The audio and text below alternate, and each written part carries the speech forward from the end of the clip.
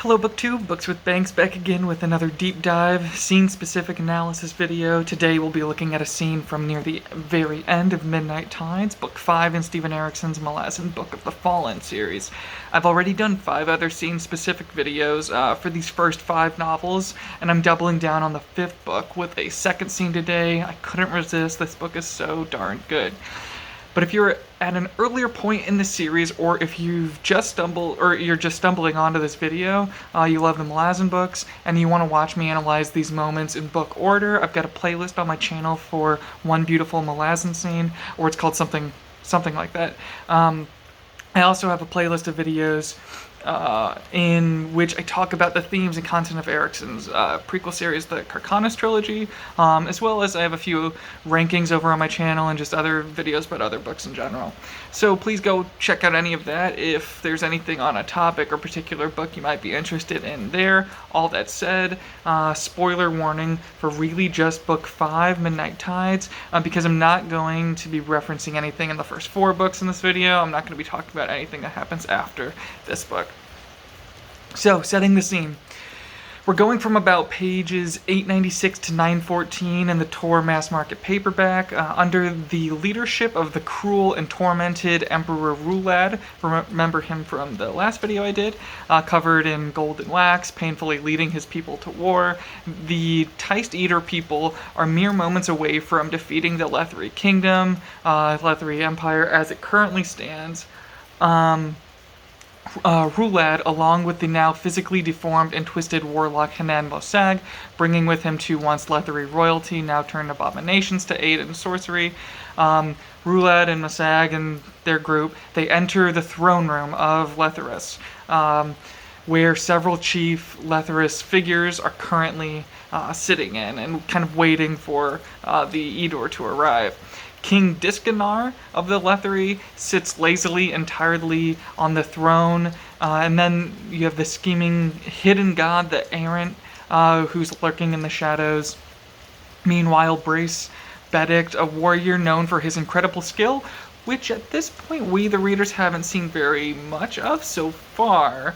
And then we have a few kind of less important other figures in the, high noble court of Letherus society. They're all in there waiting, they're all awaiting this conquering Teist Eater Emperor in gold, this Rulad. So the Lethri High Mage, he's just been defeated, and this champion, Brace Bedict, is about to demonstrate his skill to everyone in the book, but also to us, as he challenges Rulad, the undying emperor. Remember, he's undying. He's challenging him to a duel, and Rulad's brothers are there with other Eater soldiers kind of watching from the sidelines. These are the brothers Troll and Fear. Alright, so now I'll get into the first section of the reading. Okay. Trembling, the Emperor faced the king once more. He opened his mouth to say something, winced, then shut it again. Then he slowly straightened and spoke in a rasping voice. "We are Rulad Sengar, Emperor of the Teist Eater, and now of Lether. Yield the throne, Disganar. Yield to us." From Brace's left, the first eunuch strode forward, a wine jug and 2 goblets in his hands. He ascended the dais, offered Esgara one of the goblets, then he poured out the wine. Notice the wine right now real quick. We'll come back to that.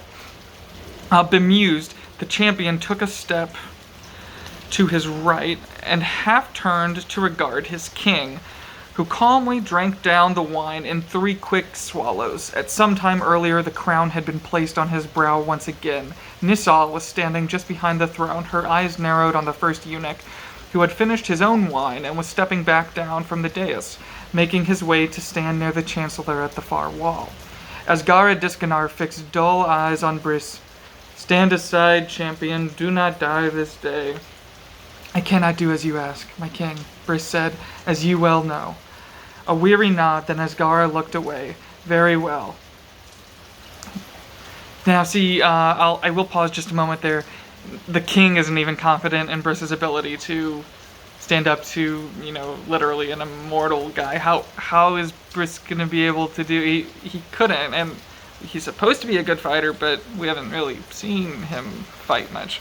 So yeah, I think a lot of our minds, whether we like it or not, are kind of as confident in Briss's ability to take on this undying emperor as King Disconar is.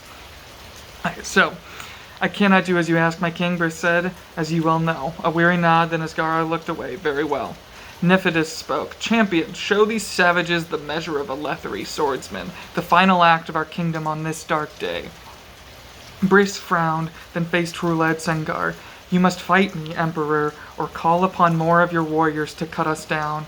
A glance at the kneeling Hanan Masag. I believe your sorcery is done for now. Rulad sneered. Sorcery? We would not discard this opportunity, champion. No, we will fight, the two of us. He stepped back and raised the mottled sword. Come, we have lessons for one another. Briss did not reply. He waited. The Emperor attacked, surprisingly fast, a half-whirl of the blade, high, then a broken-time diagonal downward slash intended to meet the champion's sword and drive it down to the tiles. I'll pause again real quickly here. I'll mention here, and I think I mentioned this in one or two of my other videos, that I've never been the biggest fan of like the moment-to-moment combat kind of stuff in fiction, like knowing exactly where somebody leaned or exactly how somebody cut with their sword. But there is something that Erikson's doing here, or like there is really a valuable point to it here. So I think it actually does work well in this scene, whereas I usually am not the biggest fan. If you're unfamiliar with the scene, you'll see in a moment why it's so important to get these kind of minute details moment by moment of who's cutting where, how the combat's going. So, Briss matched the momentary hesitation and leaned back, drawing his sword round as he sidestepped to his right. Blade now resting on the top of Rulad's own as it flashed downward. The champion darted the tip up to the Emperor's left forearm and sliced through a tendon near the elbow. He leapt back, thrusting low as he was pulling away to push the tip of his sword between the tendon and kneecap of Rulad's left leg. Snip. Brutal. I mean, hilarious and brutal, but just like the fact that Erikson just has this one word on a paragraph by its own. Snip. It cracks me up. I mean, it's gross, like just severing a tendon with a sword and just the sound, the snipping. I guess it's a verb, but also a bit of an onomatopoeia. Fantastic stuff. Snip. The Emperor stumbled forward, almost to the edge of the dais, then, astonishingly, righted himself to lunge in a two-handed thrust. The mottled blade seemed to dance of its own accord, evading two distinct parries from Briss, and the champion only managed to avoid the thrust by pushing the heavy blade aside with his left hand. The two lower fingers spun away from that hand, even as Briss backpedaled until he was in the center of the space once more, this time with Rulad between himself and the king on his throne, as Gara was smiling. As Rulad wheeled to face him once more, his weapon dipping low, Briss attacked. Leading foot lifting high, stamping down on the Emperor's wavering sword blade. Not a perfect contact, but sufficient to bat it momentarily away as he drove his point into Rulad's right kneecap, slicing downward from the upper edge, biting deep into the bone near the bottom edge, twisting withdrawal, pulling the patella out through the cut. He just skewered this guy's kneecap and pulled it out and extracted it. That is madness. That is, I mean, the precision that would take, that is insane. And we're kind of, I mean, just in awe of Briss right now, right? I mean, he's a master at what he's doing. Just the surgical precision here. So, twisting, withdrawal, pulling the patella out through the cut, a shriek as Rulad's leg shot out to the side. Of course. The kneecap still speared on Briss's sword point. He darted in again as the Emperor drove his own sword down and to the left in an effort to stay upright, and slashed lightly across the tendons of the Eater's right arm just above the elbow. Oh my gosh. Rulad fell back, thudded hard on the tiles, coin snapping free. The sword should have dropped from the Eater's hands, yet it remained firm within two clenched fists. But Rulad could do nothing with it. Trying to sit up, eyes filling with rage, he strained to lift the weapon. Briss struck the floor with his sword tip, dislodging the patella, stepped close to the Emperor, and severed the tendons and ligaments in the Eater's right shoulder, sweeping the blade across to slice a neck tendon. Then, point hovering a moment, thrusting down to disable the left shoulder in an identical manner. Standing over the helpless Emperor, Briss methodically cut through both tendons above Roulad's heels, then sliced diagonally across his victim's stomach, parting the wall of muscles there. A kick sent Roulad over, exposing his back. Slashes above each shoulder blade.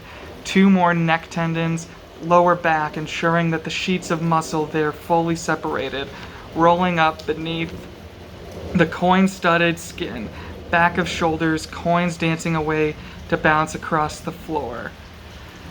I mean, my goodness, just the knowledge of the human body and the mastery of sword placement and control of what he's doing is incredible, and it's one of the most impressive things I've ever read about as far as like combat goes. I feel like a lot of times we get combat where the number of people killed or how quick someone can move, whatever, all of that proves how good a swordsman is. But this really shows that what makes Briss so good is he knows human anatomy, and he's so patient and calm and knows exactly where to cut, and it's brilliant writing. And I mean, it's brutal, and we kind of feel bad for Roulad, but we're also kind of pumping our fists a little bit for how much we love Briss in this moment, what he's able to do. I mean, it's just a feat. It's amazing. Okay, so Briss then stepped back, lowered his sword. Rebounding shrieks from the Emperor lying face down on the floor, limbs already curling of their own accord, muscles drying up. The only movement in the chamber, a slow settling of dust from the corridor. Then, from one of the Eater warriors, "Sisters, take me." King Asgar, a disc on our side, leaned drunkenly forward, then said, "Kill him, kill him." Briss looked over. "No, sire." Disbelief on the old man's face. "What?" "The Sita was specific on this, sire. I must not kill him." "He will bleed out," Nifida said, his words strangely dull. But Briss shook his head. "He will not. I open no major vessels, first eunuch." The Eater warrior named Troll then spoke. "No major vessels? How could you know? It's not possible. So fast." Briss said nothing. The king suddenly slumped back on his throne. And then Roulad's shrieks had fallen away, and now he wept, heaving, helpless cries, a sudden gasp, then, "Brothers, kill me."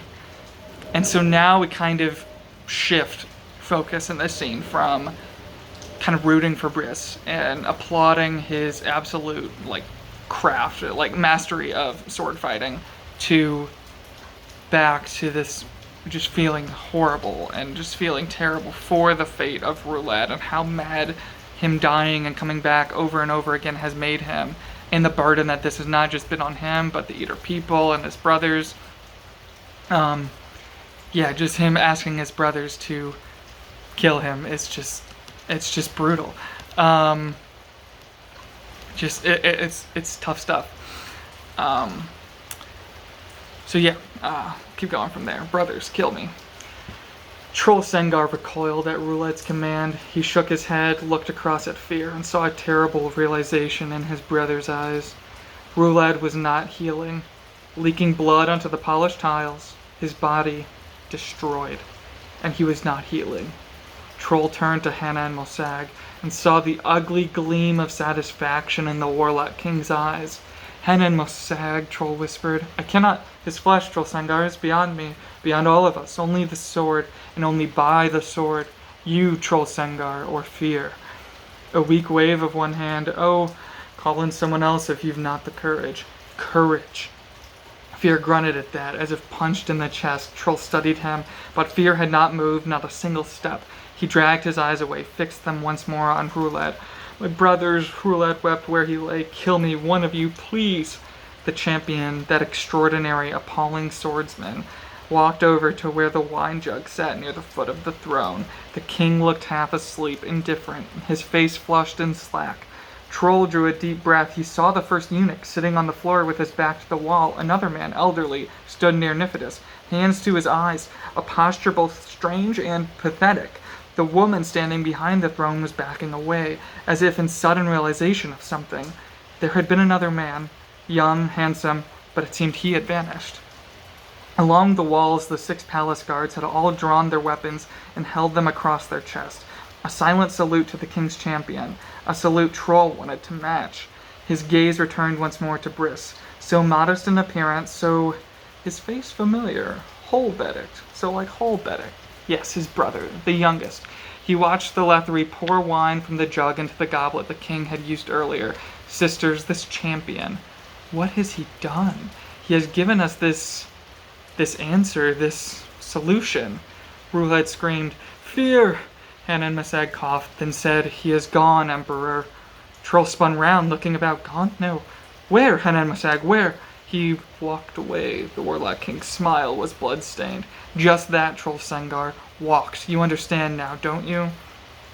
To call the others to bring them here. No, Hanan Masag said. I do not think so. Rulad whimpered, then snapped. Troll, I command you. Your emperor commands you. Stab me with your spear. Stab me. Tears filled Troll's eyes. And how shall I look upon him now? How? As my emperor or as my brother? He tottered, almost collapsing as anguish washed through him. Fear, you have left us, me with this. Take one moment. So Fear leaves Troll to deal with this brutal decision, and now we as readers finally see how his action, Troll's action, or kind of his inaction, might have gotten him to where he was when we first meet him in the prologue of House of Chains, like at this point basically 2 books ago, but chronologically something that happens pretty shortly after this.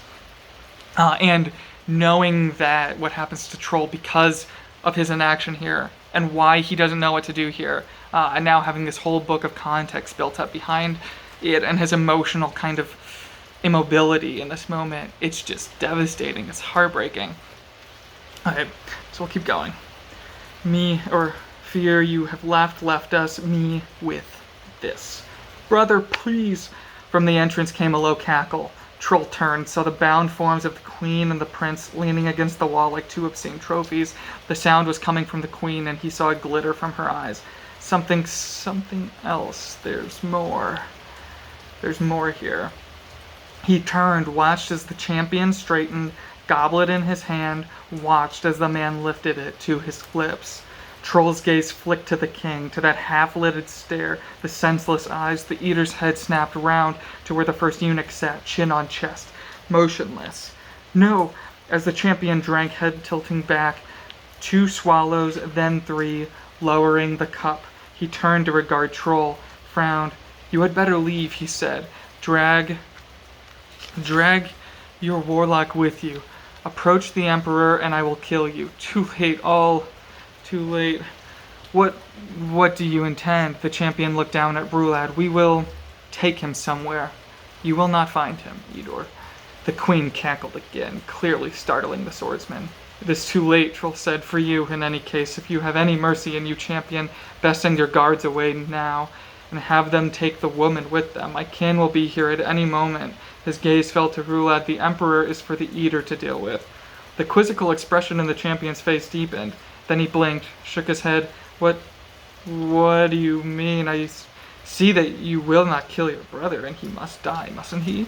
To heal, to return. Yes, champion, I'm sorry. It was too late to warn you. The swordsman sagged suddenly, and he threw a bloody hand out to the edge of the throne for balance. The sword, still in the other hand, wavered, then dipped until the point touched the floor. What? Troll said nothing, but Hanan Mosag cared nothing for compassion, and he laughed once more. I understood your gesture, champion, the coolness to match that of your king. Besides, his words broke into a cough. He spat phlegm, then resumed. Besides, it hardly mattered, did it? Whether you lived or died? That's how it seemed, anyway, at that brazen, fateful moment, at last. Or at least. And here, the sort of feudal heroics and the futility of it. Like, it doesn't matter how good Briss was. It doesn't matter how much we were rooting for him and how much we didn't expect him to win. But then the tide turned and we, Midnight Tides turned, pun unintended, but then, sort of intended. Didn't matter how much that turned in Briss's favor and how much we were rooting for him. Something's happening now, and it's not super subtle what's happening with the wine and Briss drinking it. That, at least at this point, it's not so subtle. That it doesn't matter how good he was, things just weren't gonna go his way. He can be the most skilled craftiest swordsman in the world, and things like this, scheming like this, will undo the Lethrus kingdom in the first place. No matter how good or virtuous Briss is, everyone else in the kingdom is, or most of the other people around him, are despicable schemers. So the champion sank down to the floor, staring dully at the Warlock King. Swordsman Hanan Mosag called out, "Hear me, these final words you have lost. Your king is dead. He was dead before you even began your fight. You fought, champion, to defend a dead man." The Lethery, eyes widening, struggled to pull himself round, striving to look up, to the throne, to the figure seated there, but the effort proved too great, and he slid back down, head lolling. The Warlock King was laughing. He had no faith, only gold. No faith in you, swordsman. So that quote, had no faith, only gold. So I wonder if maybe, is that like the problem of Lethrus? Or is that what Hanan Mosag is commenting is the problem of Lethrus? That they put too much value in gold and wealth and not enough in religion? But then, as readers, we can just as easily flip it on its head, because who's speaking here? It's Hanan Mosag, the twisted Warlock King. And by this point, he's so twisted and wicked because of his faith in the crippled god. So no, it's not like faith and gold are two opposites. Like, it's not like they cancel each other out. This is just a great, distinction someone like Hanan Mosag, might use to try and prop themselves up. I'm not greedy. I have faith in God instead, and so I'm better than you. This self-righteous kind of stuff through and through. That's a big deal with Hanan Mosag's character. Not super important, I don't think, to the overall message of everything I'm kind of trying to pick apart with this finale, but that quote, "He had no faith, only gold," I thought that was an interesting thing, and I just wanted to take a moment to kind of pick that apart.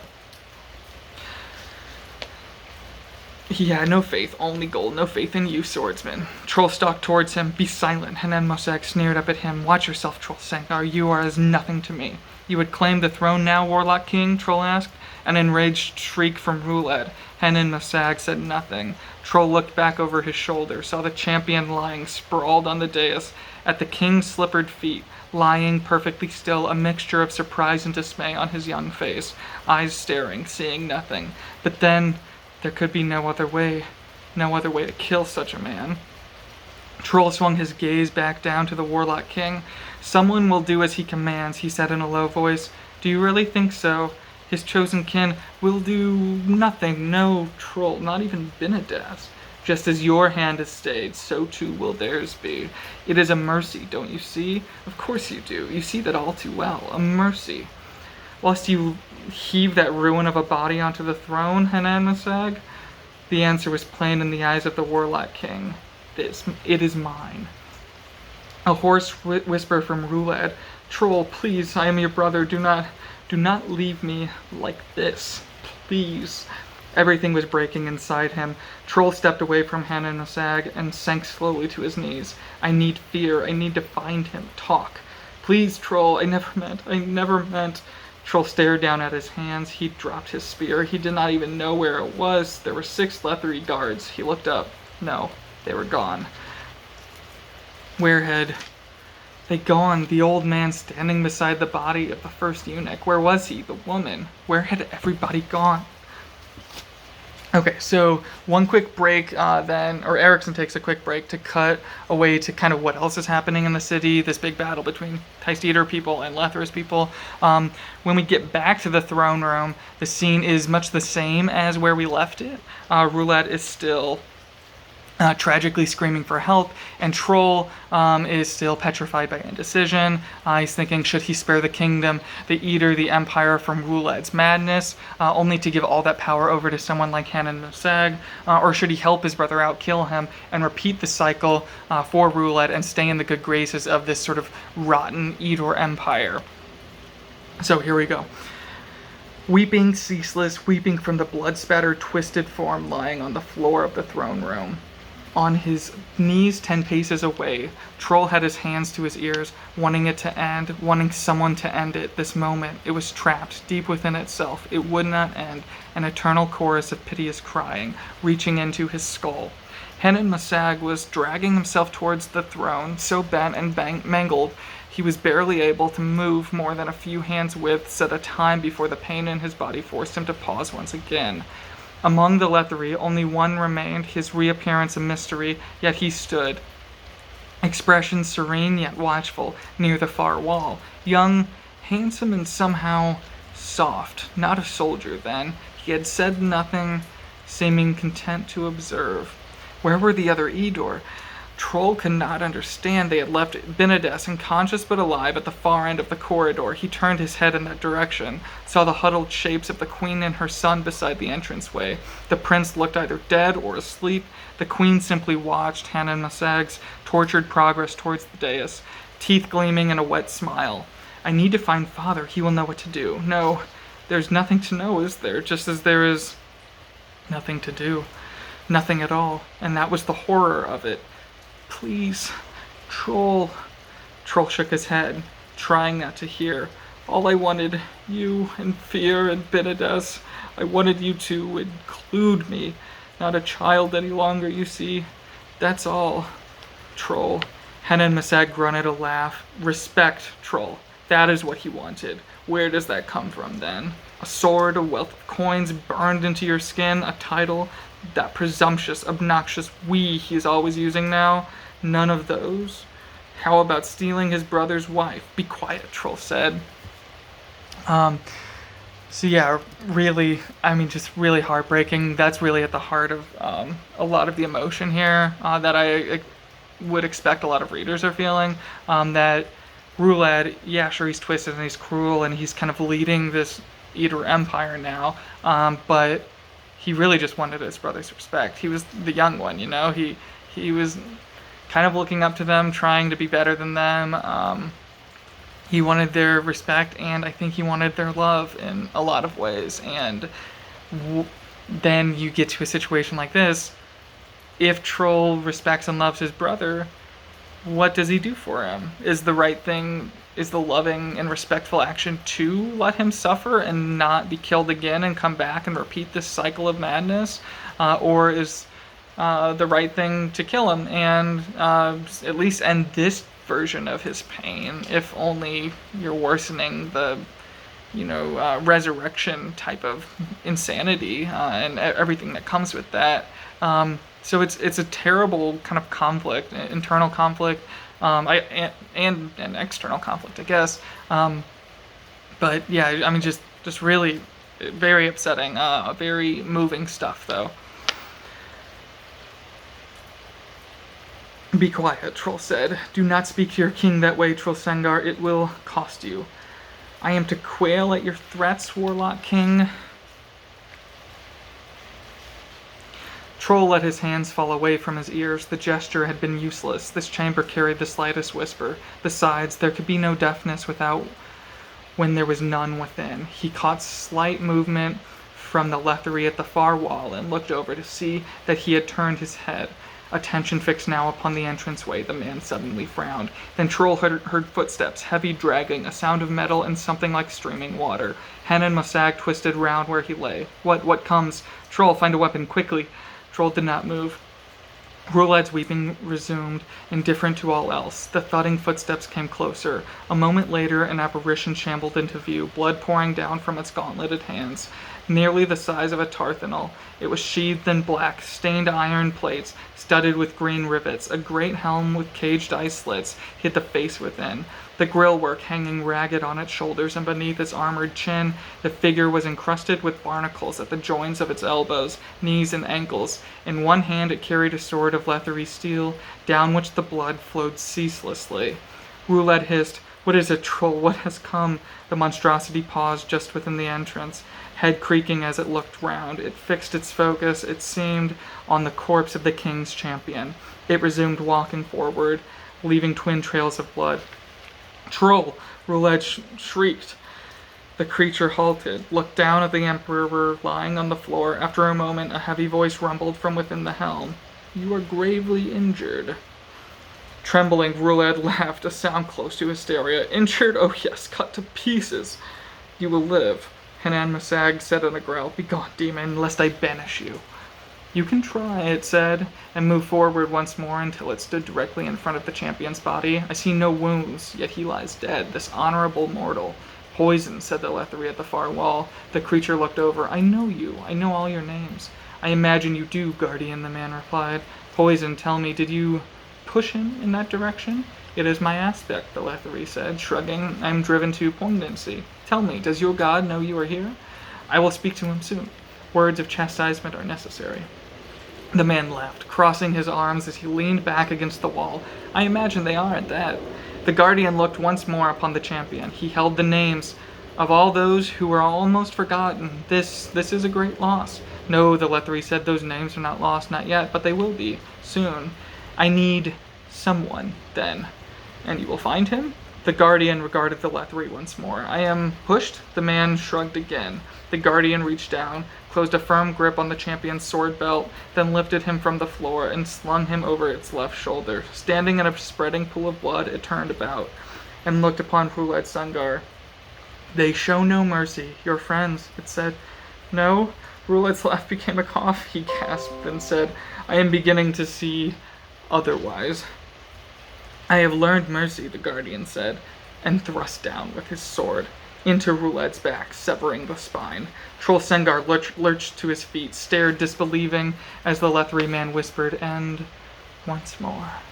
The guardian walked towards the entrance, ignoring Hanan Masag's enraged bellow as it passed the warlike king. Troll stumbled forward around the motionless form of his brother until he reached Hanan Masag, snapped a hand down and dragged the warlike king up until he held him close. "The throne?" Troll asked in a rasp. "You just lost it, bastard." He flung Hanan Masag back down onto the floor. "I need to find Fear. Tell him," Troll said as he walked to the entranceway. "Tell him, Masag, that I went to find Fear. I am sending in the others." Roulette spasmed behind him, then shrieked. "So be it." Alright, we'll end there. If you haven't read the book and you're maybe a little confused by what that Guardian character was or what he's talking to that other Lethery about, don't worry about that. That's just that's part of other storylines, really more than anything. But really what's important there is someone who has nothing, doesn't know what's going on, comes in and says, "Oh, I'm going to kill this guy because he's in pain." So he kills him, not knowing all of these emotional things that people like Troll and Fear were weighing and thinking about, not knowing exactly all of the emotional journey that we as the readers understand and kind of have been building up to here. So let's kind of just think about the whole scene now, and why is it so powerful, and what has Erikson done to make us particularly emotionally vulnerable to everything that happens here?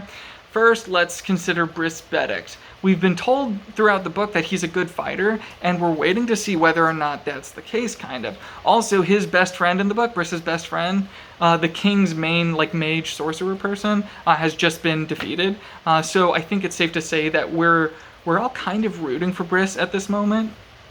But if Roulette Sengar can't die, then kind of what's the point in rooting for Briss? It's a lost cause, surely, right? The Eater have too much sorcery from Hanan Masag and too much immortal madness from Roulette, so there's no real point in us rooting for Briss, but we want him to do well. And as despicable and kind of silly and pathetic as a lot of the Letherist leadership is, Briss has kind of been their virtuous shining star. At least he's presented to the readers as one of the more noble and interesting and likable characters in this whole Letherist city, high court setting. So, okay, The king seems like he's resigned to his fate and the fate of his kingdom. The consort is in the shadows, but Briss, still, he's going to make his stand. He's going to challenge Emperor Ruled, the Emperor in Gold. And we feel like we know the scene is going to probably end with Ruled sitting on the throne and our hero defeated, right? It should be futile, because Briss might be able to easily kill Ruled, but he'll just come back to life, right? And so that's kind of the expectations Erikson is playing around with as we go into this scene. Now let's see what happens.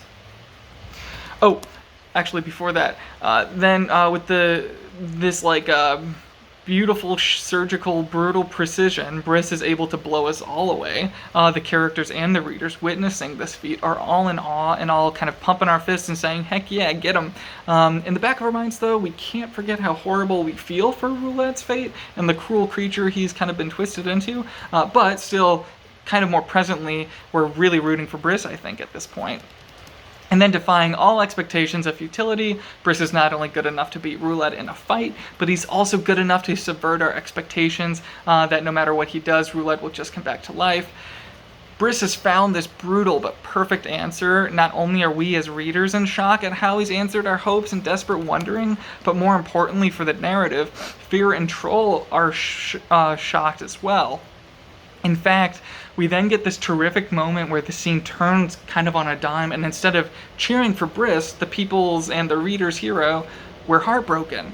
Ruled is tortured by this immortal death/rebirth cycle, but it's all he knows, and he wants release from this current pain, so he's begging his brothers to kill him so that he can come back and in less physical pain, but maybe even more insane madness kind of pain this next cycle, this next time. And the brothers, Fear and Troll, they don't know what to do. Should they let Ruled writhe about in pain forever now and let Hanan Masag take the throne and corrupt the continent, or should they kill their brother to make him come back to life and have him sit as the ruler, corrupting Lethrus and Eater civilization in his own way? There's no really good option, and so we're really just left with two brothers who, having witnessed Ruled's pain time and time again, they're now at a point where they don't know how to answer it. Is a better choice to just leave Lethrus alone, retreat, leave these leaders and nobles to themselves? But no, because meanwhile, Briss has given us so much hope and defied our expectations so much that for a second we're thinking that for the moment, we're thinking maybe the current leadership, Asgar and Discanar, consort, all this stuff, maybe they could be successful. Maybe they've won and they can push back the Eater. But not only did us, the readers, have no faith in a good outcome for Briss and Lethrus, the nobility didn't either, the king didn't either. The wine's been poisoned from the start because they just had no faith that this was going to go their way. And now it basically has to be Eater leadership because the Lethri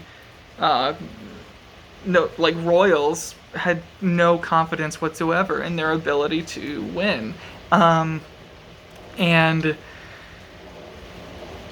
And so on top of all that, Briss has, on one hand, totally won all of us over, only for something so banal and pathetic as poison wine to do him in at the end. And at the very end, a demon, ignorant of all the emotion in the scene, comes in and takes away all choice in the matter.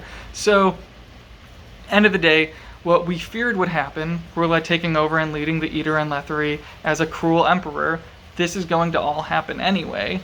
But because Erikson crafted the scene so well, we were still able to go on this real emotional roller coaster with burgeoning hopes, evolving expectations, tragic betrayals, and heartbreaking futility. We experience all of this because despite everything the book has been telling us to expect, Erikson is so capable a storyteller to start to deconstruct our expectations in one scene, only to then break our heart by proving that we were right to expect the inevitable all along. Absolutely devastating. Anyway, that's one of my two favorite scenes in Midnight Tides, and I hope you enjoyed my analysis of it. If you'd like to see what I had to say about an earlier scene in this book, go ahead and check out my One Beautiful Scene playlist for a scene from not only Midnight Tides, but also moments I've picked apart from several other books in the series. I also have a playlist with Carcana-specific stuff, If any of that is more to your liking, if you haven't already and you enjoyed the video, please like and subscribe and share with your friends on whatever social media platforms or Discords or whatever. If you think anyone else might be into this type of thing, might enjoy these videos. Next up, I'll be doing one of the longest and most excellent and highly praised scenes from the whole series, and that will be a video on Egoten, a scene early-ish in Bone Hunters Book 6 in Book of the Fallen. And so I hope you'll all be looking forward to that. As always, let me know about other scenes you all love from this series down in the comments section below, and let me know about how my reading and interpretations of some of these scenes might differ from your own. Thank you all so much for watching. Have a good one. Bye.